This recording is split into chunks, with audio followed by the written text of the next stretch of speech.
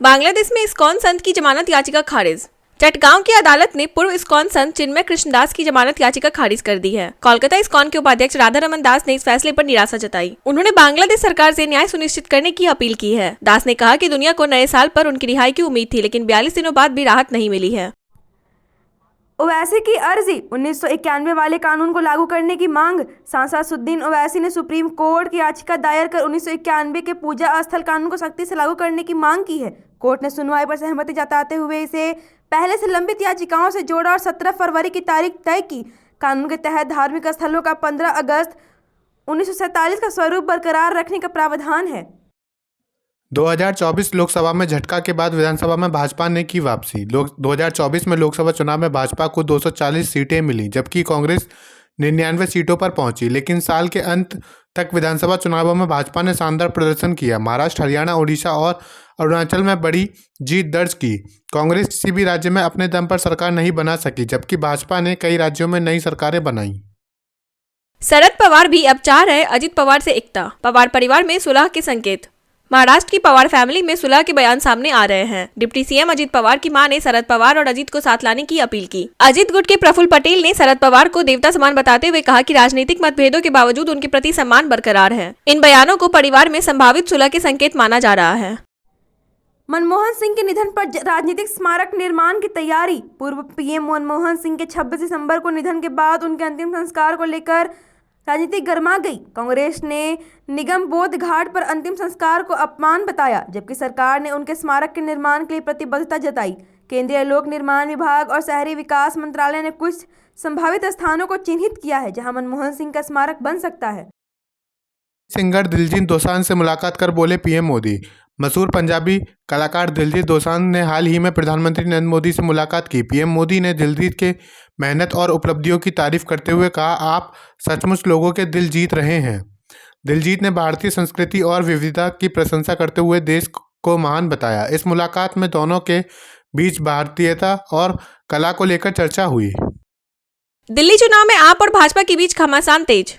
दिल्ली विधानसभा चुनाव की तैयारियां जोरों पर हैं। आप और कांग्रेस ने अपने उम्मीदवार घोषित कर दिए हैं, जबकि भाजपा सूची तैयार कर रही है। आरएसएस ने भाजपा की मदद के लिए 100 स्वयंसेवकों की टीम तैनात की है। आपकी योजनाओं पर भाजपा और कांग्रेस ने चुनावी स्टंट और गुमराह करने का आरोप लगाया है। संजय सिंह के नोटिस पर बीजेपी ने साधा निशाना। कहा, जो जमानत पर छूटा है उसका कितना मान बचा है। आप सांसद संजय सिंह ने बीजेपी नेताओं को मानहानि का नोटिस भेजा। इस पर दिल्ली बीजेपी अध्यक्ष वीरेंद्र सचदेवा ने तंज कसते हुए कहा कि जमानत पर छूटे व्यक्ति का कितना मान बचा है। उन्होंने संजय सिंह पर चुनाव अधिकारियों को धमकाने और नियमों का उल्लंघन करने का आरोप लगाते हुए दिल्ली पुलिस और चुनाव आयोग से कानूनी कार्रवाई की मांग की। आप सांसद संजय सिंह ने मनोज तिवारी और अमित मालवीय को भेजा मानहानि का नोटिस। आम आदमी पार्टी के नेता संजय सिंह ने बीजेपी नेताओं मनोज तिवारी और अमित मालवीय को मानहानि का नोटिस भेजा है। यह नोटिस उनकी पत्नी अनीता सिंह पर लगे आरोपों को लेकर था, जिसमें कहा गया था कि उनका वोटर उत्तर प्रदेश के सुल्तानपुर से जुड़ा है। संजय सिंह ने जवाब दिया कि उनकी पत्नी का वोट नई दिल्ली में है और 4 जनवरी को उन्होंने सुल्तानपुर में वोट कटवाने के लिए आवेदन किया था। वापस लिए गए 3 काले कृषि कानूनों को फिर लागू करने की तैयारी। दिल्ली विधानसभा चुनाव से पहले भाजपा और आप के बीच किसानों के मुद्दे पर विवाद बढ़ गया है। केंद्रीय कृषि मंत्री शिवराज सिंह चौहान के पत्र पर अरविंद केजरीवाल ने आरोप लगाया कि केंद्र सरकार वापस लिए गए 3 कृषि कानूनों को चुपके से लागू करने की कोशिश कर रही है। उन्होंने कहा कि भाजपा सरकार किसानों से वादे नहीं निभा रही और उनकी अनदेखी कर रही है, विशेष रूप से पंजाब में जारी किसान आंदोलन को लेकर।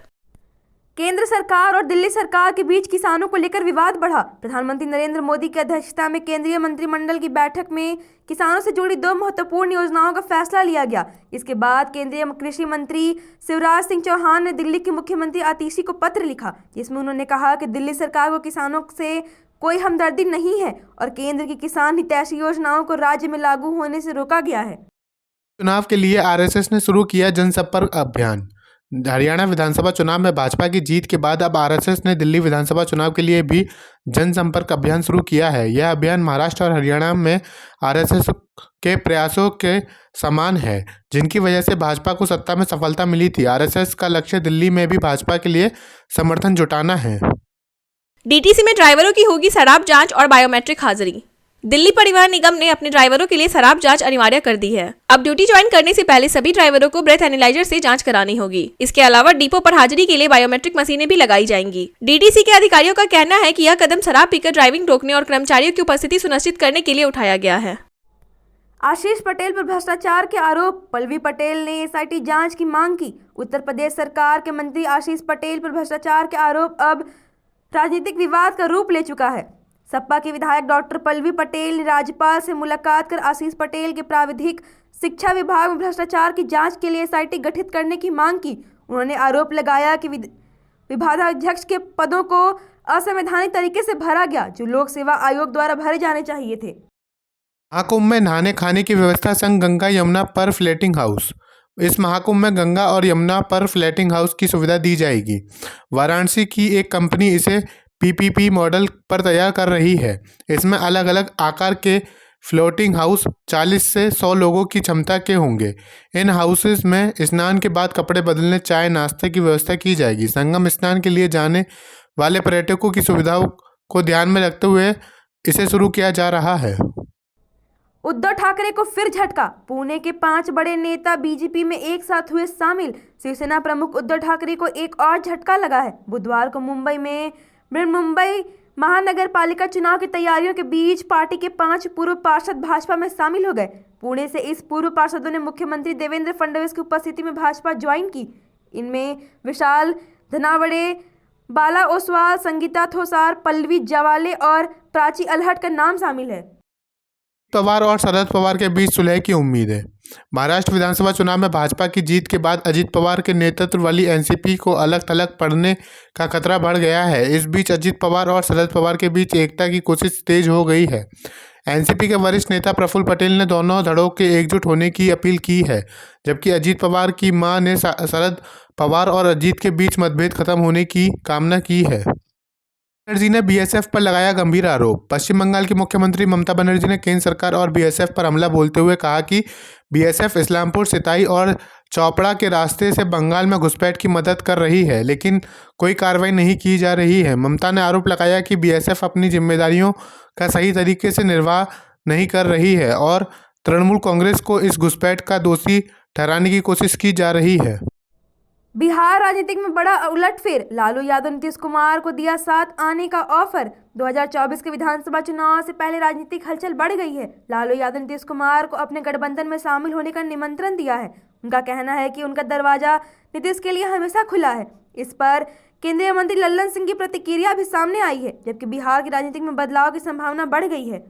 बार बार कटा चालान तो कैंसिल होगा ड्राइविंग लाइसेंस, सीएम योगी का सख्त आदेश।